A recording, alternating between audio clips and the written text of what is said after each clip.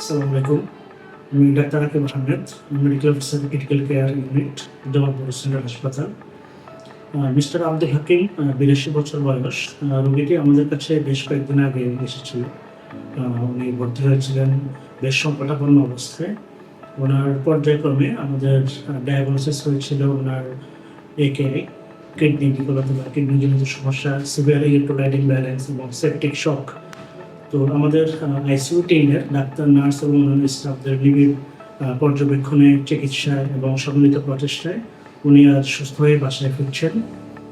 রোগীর পরিবারের প্রতি আমাদের অনেক কৃতজ্ঞতা, আমাদের সময় এবং ধৈর্য নিয়ে আমাদের সাথে থাকার জন্য, এবং আল্লাহর অশেষ মেহেরবানিতে আমাদের কনসালট্যান্ট স্যারের সঠিক দিক নির্দেশনায় পেশেন্টকে আমরা ছুটি দিতে পেরেছি।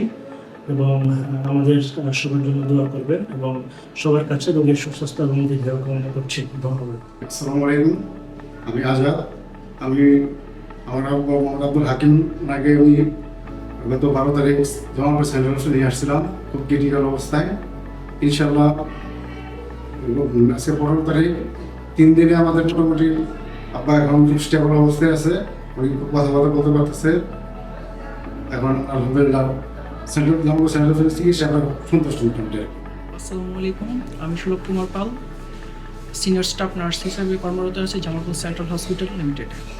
গত পরশুদিন আমাদের ক্রিটিক্যাল কেয়ার ইউনিটে আব্দুল হাকিম নামে একজন পেশেন্ট ভর্তি হয়েছিল খুবই ক্রিটিক্যাল অবস্থায়। ওনার কিডনিজনিত সমস্যা ছিল এবং ইলেকট্রোলাইট ইমব্যালেন্স ছিল।